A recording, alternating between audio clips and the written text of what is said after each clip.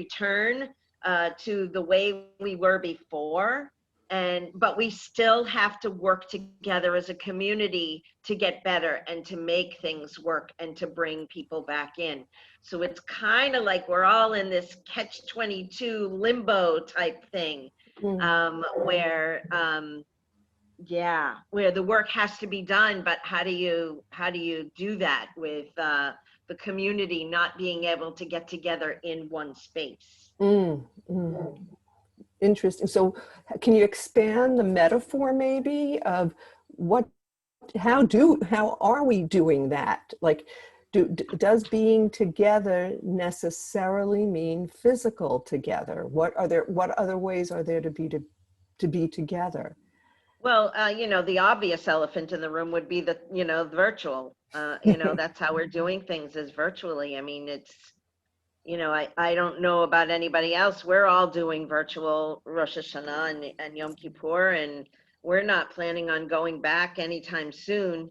And the same with religious school. It's, we're really, it's tough to get, it's funny. We've seen more people attend Shabbat services, and we've had more Havdalah services every single week since COVID started, and we never did that before. So there are good, positive things that are happening, but at the same time, we still have that cloud over our heads. Yeah. So it's, we are together, but we're, it's in a different way. Yeah. Thank you, Beth. Other reactions, responses, observations about Michael's teaching? Go ahead, Janice. I thought it was interesting when you asked the question about how else can we be together, and he's talking about all the disciples sitting there absolutely silent, but all lost in this thought that the Messiah is coming, and here's this novice running up, same thought. And it doesn't say they're all experiencing it together, but they are all experiencing it at the same time. So I don't know, is that asynchronous learning? Well, in person, I mean, it is the same time, but it's a totally different, it's an individual experience. They're just having their individual experiences together. Yeah. Which is kind of I can't remember the word right now. Oh God, Corona brain. Other thoughts?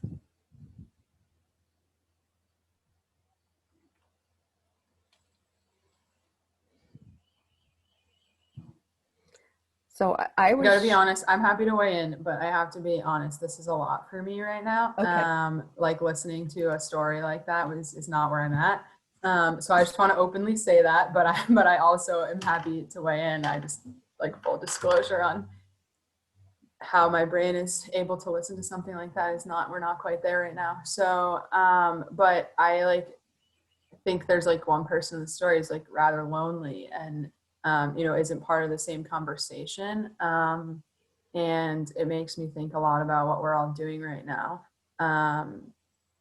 And it's really hard, to be off on an island, whether that be rich text study or perhaps thinking about a sermon or planning for a religious school year. That's really hard. And I actually felt it even more yesterday because I ran religious school from our building. And I was alone. I mean, I wasn't literally alone, but there were, 5 people in the building when typically there'd be 400, 300. So, yeah, I feel the loneliness. Roberta, I really appreciate you sharing where you're at.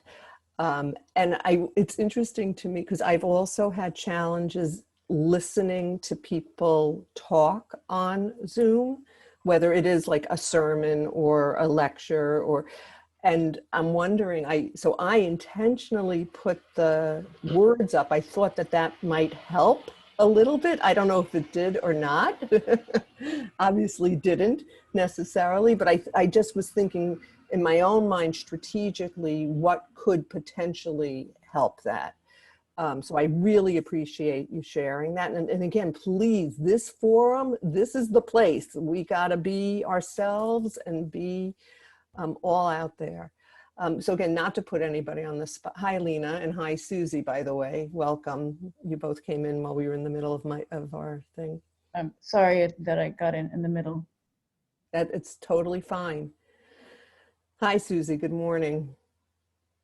So I just want to say one thing that sort of resonated for me in Michael's telling, when he talks about, when he brought in the concept of return and then returning to the village, returning from the forest to the village, and this concept of feeling exiled from oneself.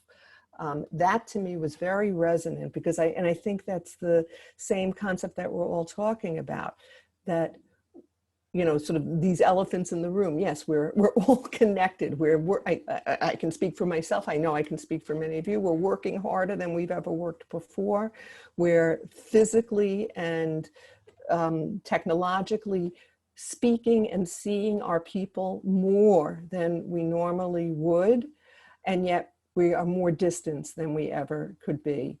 And sort of that sense of, who are we exiled from? What are we exiled from? What is keeping us exiled? I found that to be very resonant. And what do we do once we're exiled? How do we return? And for sure, we as a Jewish people, we have so many images of what does it mean to return. So I want to put that out there. About this concept of feeling exiled and yet being connected, and something that maybe we can all think about in our teaching, in the messaging to our students, and in the conversations that we have with our students and our communities. Any other thoughts about this Hasidic tale that we just shared? Go ahead, Janice. I have to tell you, I'm glad that you put the tale up, because even as Rabbi Shire was, you know, expounding on it, I had such a different read, and I found it a very, I won't say off-putting tale, but a very alienated tale. Mm-hmm. You know, the student is convinced the Messiah is coming and no one will greet him on the road. Does he go and greet him on the road? No. He runs to the other disciples, and they're all convinced the Messiah is coming. And what do? Yeah. And then 2 days, you know, a day and a half later, whatever it may be, the Messiah has not come. And so they go back. And again, this may be where I'm at right now, but I don't believe I would have gotten the lessons out of it that Rabbi Shire brought to us. I happen to agree, Janice, in whole, very much so. I find this tale to be troubling, but the message I do get from it at the end is almost like the waiting for the Messiah and the sort of being in the forest waiting for the Messiah. Not much is going to come from that. It's when we get back into the town and we connect with each other and we get back to the sort of day-to-day, what do we do when we're in a town and we have to be together? Mm-hmm. That's what is redemption. You know, and this is like my own theology, right? Like, do we sort of wait around for the Messiah, and then what do we do when we, you know, like, what the hell is all that? Or do we buckle down and say, okay, let's get back to the town and let's, you know, draw the water, bake the bread, you know, all the things that we have to do in the real world. Or maybe they should have noticed the teacher went into his room and locked the door. Wasn't going out to meet the Messiah. Yep. Go ahead, Susie. I'm just thinking about two things. One is, again, the opportunities. I keep trying to come back to the opportunities when we're trying to make the lemonade out of the lemons. And I just read an article this morning about all the people who usually can't make it to the synagogue, whether it's disabilities or distance or other physical distance in general, or for whatever reasons, who now are showing up in droves. So as Beth was speaking of, more people are actually showing up to these things that aren't the way we used to do them. And so we certainly want to capture that positive note. But we are struggling. I think recognizing that we're struggling, but again, I don't know how I'm doing this so early in the morning, feeling so positive, but the fact that we're not locking ourselves in our rooms, we're not waiting for the Messiah, for the cure, for the vaccine, for someone else to come up with the magical solution. Roberta, you're out there doing that hard work to try to make the most of what we do have, which is we've got an audience. It's just not the way we're used to reaching them, and it doesn't feel as good to us. It's not as satisfying in the way even today's Zoom meeting where we see each other's face and facial expression and body language. So maybe we don't always have that when there are so many more people on that Zoom screen.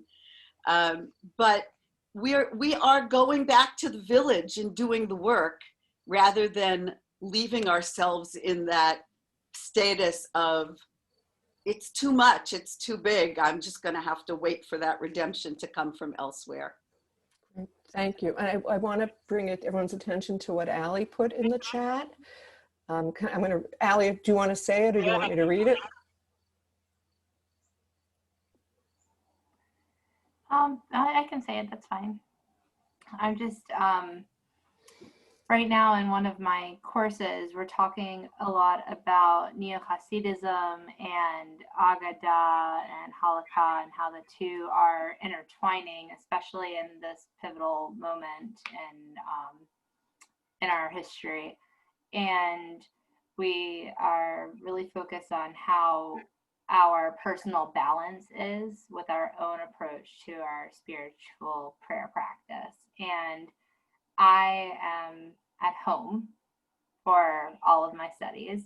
So I find that, I really find struggle in that balance between my own contemplative practice and, but I've also found that it's helped me to develop my personal theology as well. And I've got a new approach to communal prayer. But it's been a struggle, but like a fruitful struggle, if you will, very meaningful and very worthwhile. So I will say that about this community, that Hebrew College has really emphasized finding the silver lining in this time, and communal prayer has evolved in a new way. Thank you so much. Thank you for sharing, Allie. All right, I'd like to transition us. So Michael's tale, as I think many of us sort of are grappling with some troubling aspects of it, and sort of what our tradition, how our tradition sort of puts us in these struggles of, communal, messianic reality, how that is. And I certainly brought this to you, and I know Michael brought this to you because of the struggle and because of that potential of feeling exiled from oneself. I want to switch now and share some ideas and a little bit more text, not a lot, about, and what would this mean for our students, and not necessarily Michael's text, but what does this moment of struggle and the moment also of Elul and of Rosh Hashanah and the whole high holiday period of thinking of Teshuva. So I'm going to share my screen again and share a text. So give me a sec while I get that up.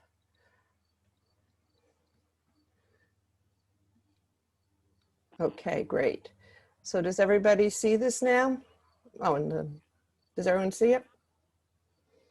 All right, the stupid brackets flipped around again, thanks to lovely Hebrew typing challenges. I'm sure we've all been there with the Hebrew typing challenges. So this is from Lamentations, from Eicha, so not the liturgy of this time of year, but it's one of our core texts that talk about Teshuva, of return. Amy, can you read it for us in Hebrew or English? Take us back, Adonai, to yourself, and let us come back, renew our days as of old. And I could read it in Hebrew, but it just screen Hebrew. It's like, Okay. I don't want to flub. Totally fine. Didn't mean to put you on the spot, of course. So of course, this is one of our core texts. That, again, it comes from Eicha, from Lamentations, but it shows up in our liturgy over and over again. Hashivenu Adonai Elecha v'nashuva chadesh yamenu kekedem. Renew our days as of old. So some of the things I wanted to talk about when we think about Teshuvah, when we think about renewing our days as of old, I think too often, and certainly at this time of year, we think of Teshuvah as being like, let's introspect and make accounting of all the horrible things we've done and all the places we've gone wrong. And then let's sort of, reset and try and do better, right? So it's sort of like the beating ourselves up, and literally, obviously, during the liturgy, the beating our breasts, the beating ourselves up, and making it, a sort of one take on theology of that I've done wrong, I am imperfect, I've missed the mark, and I am going to commit myself to do better. So that's obviously one take on this. I think here in the Lamentations, we're sort of charged with and challenged with renew our days as of old. Chadesh yamenu kekedem. We're not being told you did everything wrong and now sort of erase the slate and do it again. But we're being told that we have the power inside of ourselves to be creative, to do something new, to adjust for and to be better than. So it's not about sort of the accounting of all the horrible things we've done, but it's more about the charge to be creative. So I wanted, with that thought in mind, I wanted to share with you what we're learning in our IJS program, and Roberta can pipe in, of course, if she'd like. We're learning a new concept of Teshuvah, a new way of thinking of Teshuvah. And what in our course with IJS, how we're thinking about Teshuvah is that there's a three-step process for doing this introspection. The first is called Hitlamdut, which comes from the root Lamed Mem Daled, to reflexively learn. Basically, and that means to sort of do some inner looking, some inner learning, but to come at it with non-judgmental curiosity. So it's that non-judgmental curiosity that takes us away from, let me make an accounting of all the bad things I've done. Let me just be curious about who I am, what I do, where I come from, what are the things that motivate me, just to be curious about them and to put them out there. The second phase is Bechira, making a choice. And to say, okay, I've now sort of looked with curiosity at the things that I do, who I am, and I have choices I can make. I can make choices to continue doing X because I think it's something valuable and it's something that I want to continue to work on. Or I can, of course, make a choice to say, that's not where I want to go. And I want to try and change my behaviors and do something different about that.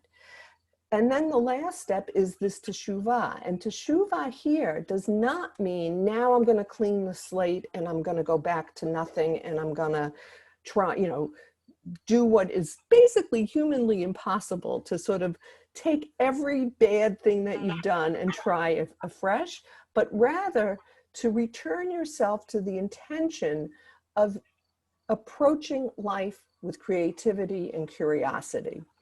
Okay, how does that sound to people? Did I describe it pretty clear? And Roberta, give me I know you went off video, maybe something's going on for you at home, but You'll correct me when you come back, okay?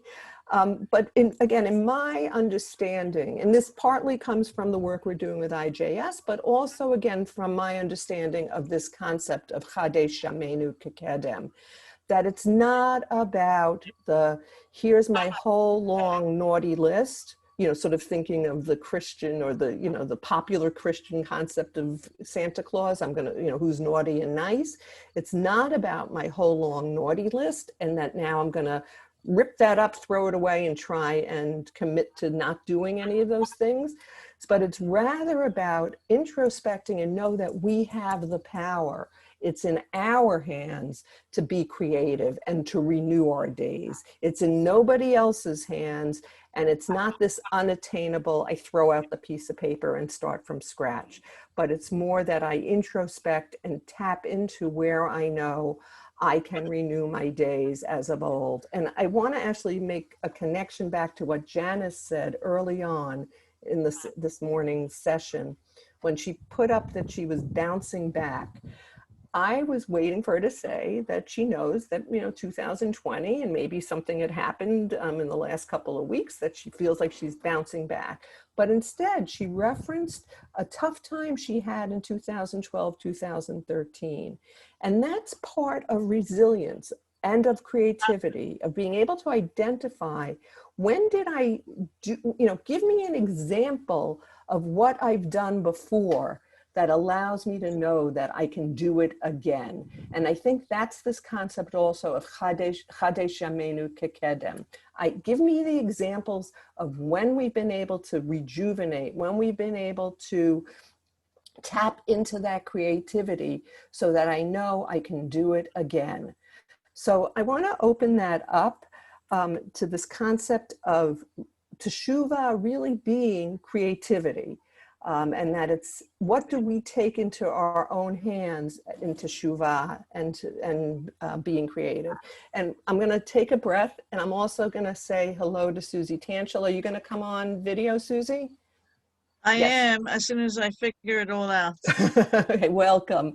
So I'm going to take a breath. I'm going to I have the slide still up so you can hold in your mind the question I've posed. And I want to welcome Susie Tanchal, who I hope many of you know from our community for decades.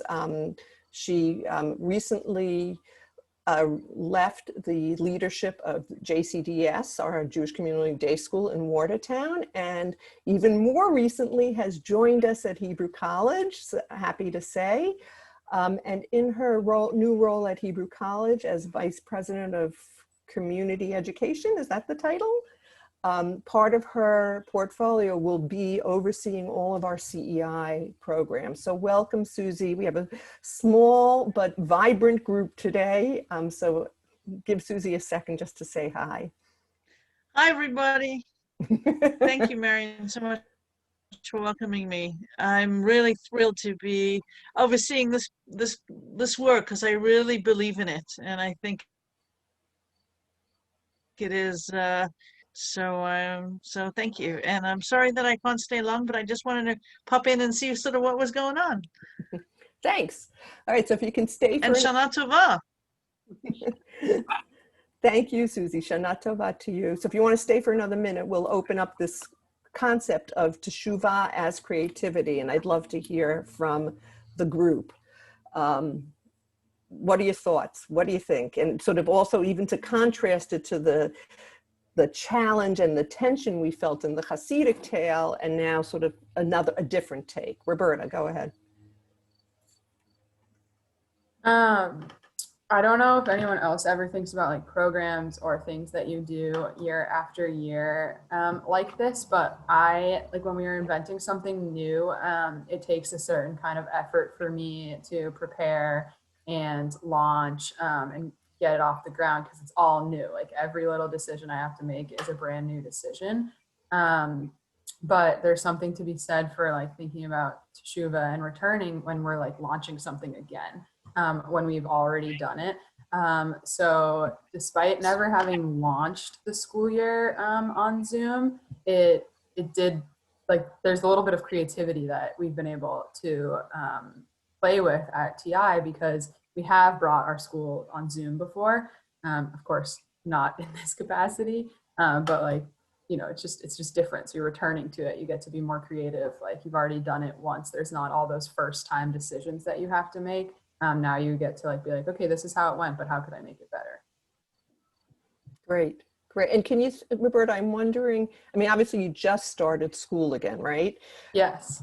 I wonder, can you sort of extrapolate out to then, how do you think the students, you know, might be able to approach it with that sense of renewal and return, but renewal and creativity, not like I did it wrong and now I'm going to do it right?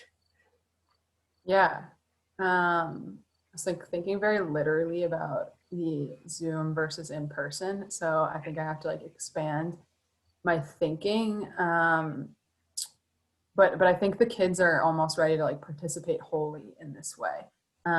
So because they're like a little used to it. In some ways they're really sick of it, but we don't have to look at it that way right now. I think a lot of us could say that children are just sick of this type of learning. But if we look at it a different way and say they're like used to it, they know how to mute, they know how to unmute, they're like excited about seeing their faces on screen, they know how to scroll through the gallery view, then like you can think about like, okay, they can actually learn now. Like if it's not so new anymore, they're ready to engage. And I kind of like think of that anyway, if you're working with the same group of students, groups of students that have been together. And even like in some cases we've had, been fortunate enough to have educators move up with groups of students. And then the teshuva that happens in that relationship, like that experience, is just really incredible because there's a way that kids get to go deeper because they're not doing those first time things. Yep. Thank you so much, Roberta, for sharing. Anyone else want to think about this concept of teshuva as creativity?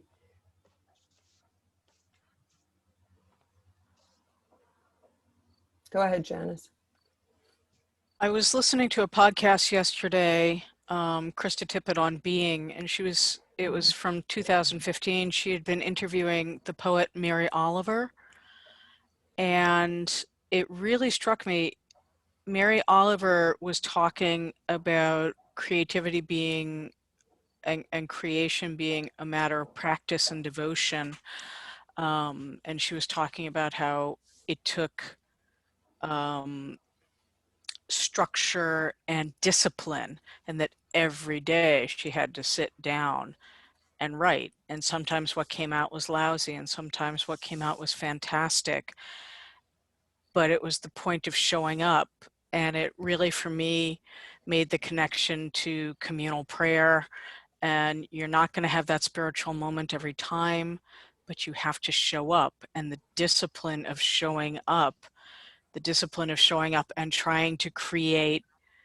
And then I started to think, well, the discipline of showing up and trying to recreate myself, to trying to reframe how I saw the world, my purpose in the world, my actions in the world, and then trying to recreate my life. How do I do that?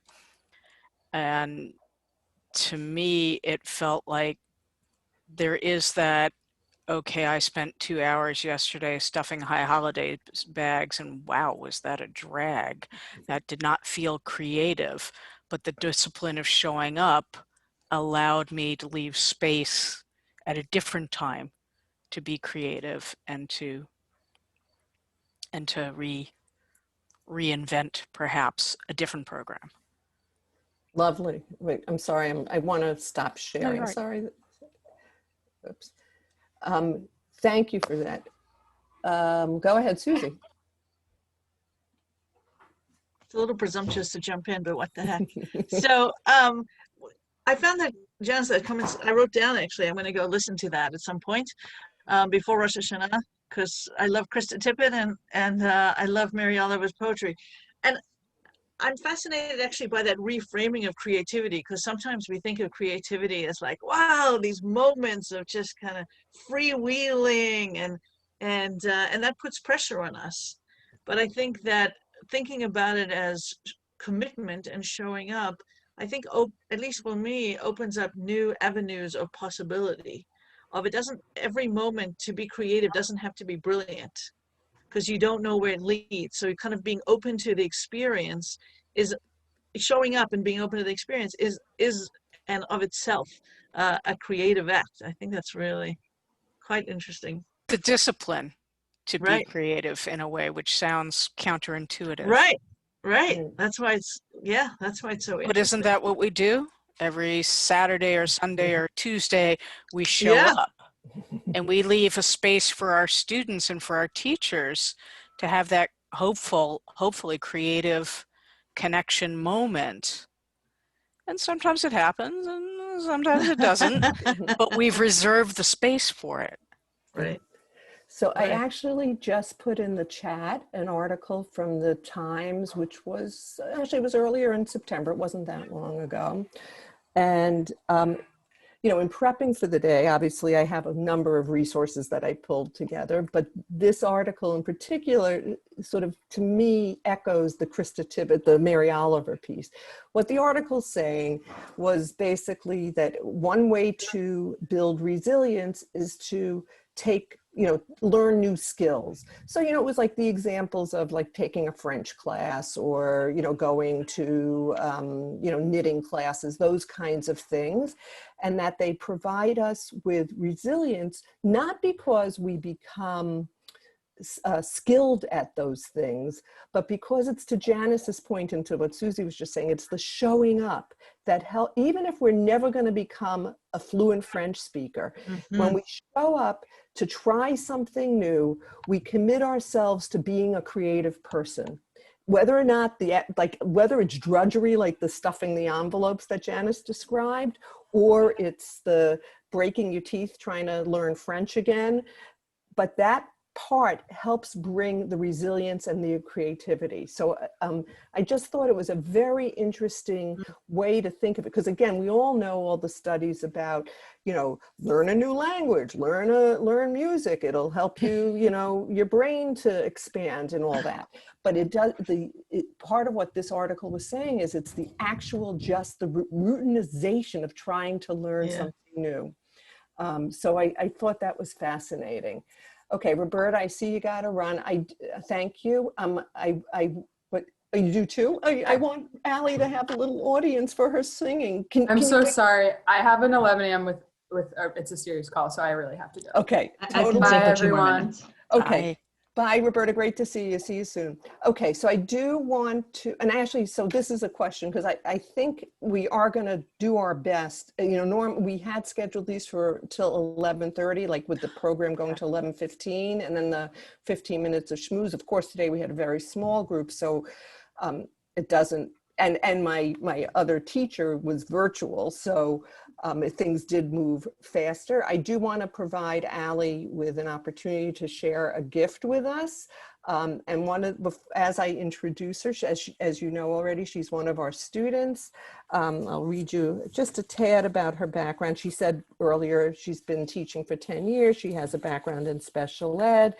But what I found most interesting, she's a native of Birmingham, Alabama, and she grew up song leading and storytelling and doing all those wonderful things that people do in our communities. But she loves singing all kinds of music. And when I asked her to share with us today, she said, "Is it okay if I do a parody?" And I said, "Absolutely yes," because I think that will merge into the topic that we were going to be talking about, which is this creativity and renewal. And what better than creativity and renewal, but to think about a parody. So I'm going to turn it over to Allie, and I'll share the lyrics after she sings the song for us. And Allie, please, you're on. Hi, everybody. Like Marian said, this is a parody. So this was written by my best friend, who is a rabbinical student. She is a rabbinical student at Hebrew Union College in Cincinnati. And so we've been working together for a couple of years, and I helped her to adapt some words to it. It just shows some really great collaboration between rabbinical and cantorial, which, funny enough, I don't see enough of up here in the Northeast, and I didn't see enough of in the Midwest either when I moved to Ohio and lived there for the last 13 years, but I saw a lot of in the Deep South when I lived in Alabama. So it's something that I strive to bring into my future work.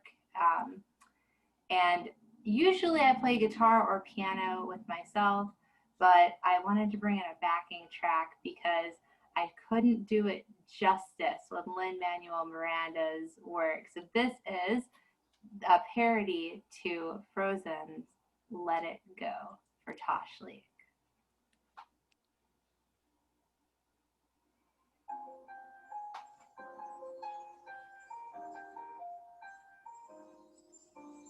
All my sins blow wildly tonight, not an apology to be seen.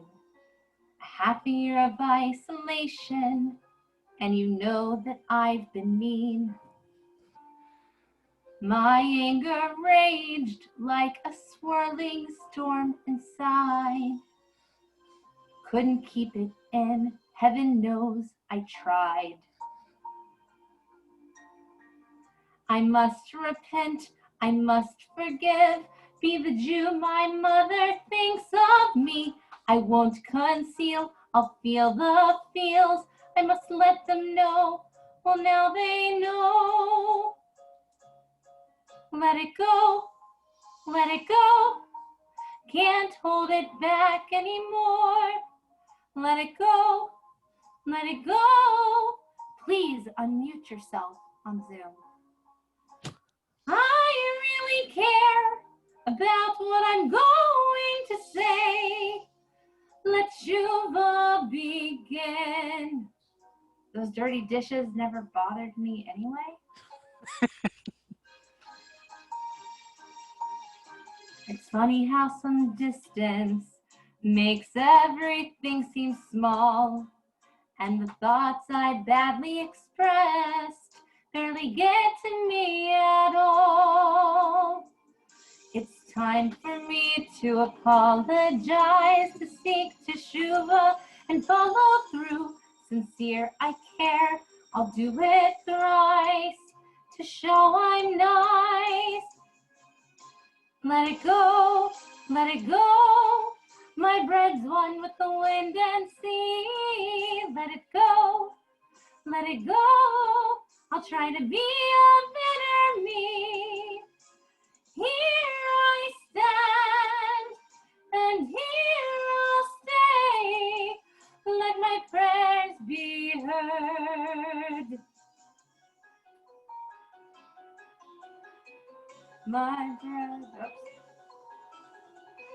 My bread flurries through the air into the sea. My soul is spiraling into Teshuva all around. And one bad moment crystallizes like an icy blast. I'm never going back. The past is in the past. Let it go, let it go. I'll rise with a sweet new year. Let it go, let it go. The perfect me is gone. Here I'll stay as I pray. Let my Teshuva rage on. I promise I'll do better next year.